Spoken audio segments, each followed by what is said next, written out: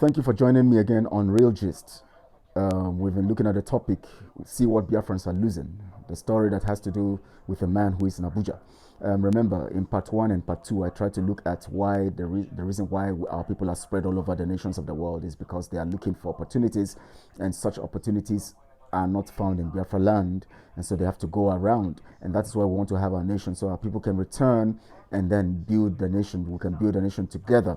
And when you don't have opportunities in your land, you become a slave to another people, because in your own land it is yours. But when you're out of yours, the whether you like it or not, you are a slave somewhere else, because you have to subject your will, you have to subject your talent and everything that you can be able to do, your energy, your personality, to another land and use it to develop another land.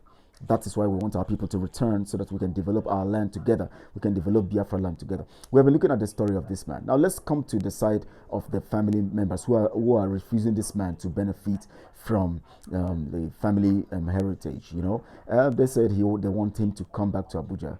To come back to Biafra land and be based there permanently before he can benefit. Now look at it. Of course, we know that when he returns, he may not have much to take care of his family. That is why he had to leave, because the opportunities are not in Biafra land. Now, if he returns, he's going to come suffer more, because our land is lacking.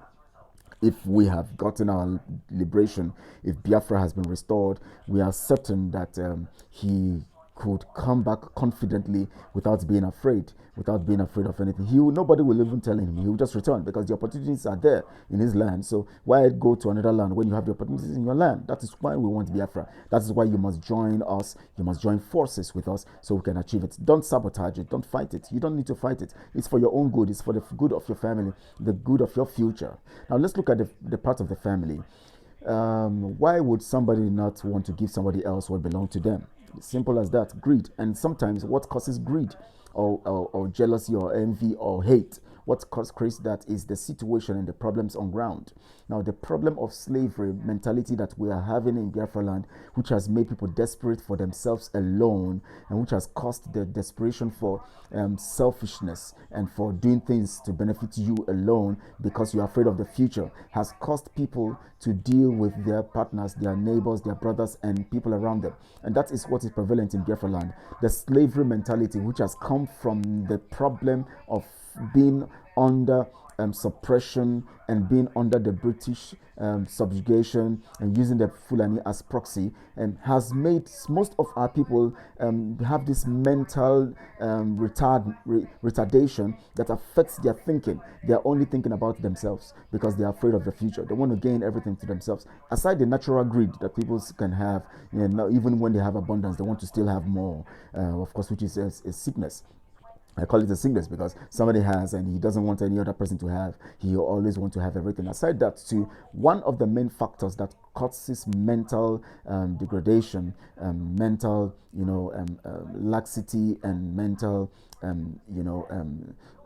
deficiency is the fact that people are under a particular kind of system that has kept them in their low ebb, that has kept them in that position where they have to keep thinking of themselves as lower than the normal, lower than others. That is what the British colonial system, using the Fulanis as proxy, have kept Biafrans. Most of us are now suffering from low self-esteem, and then we are frustrated about where we are, and we want to get everything to ourselves, and we are not thinking of other people.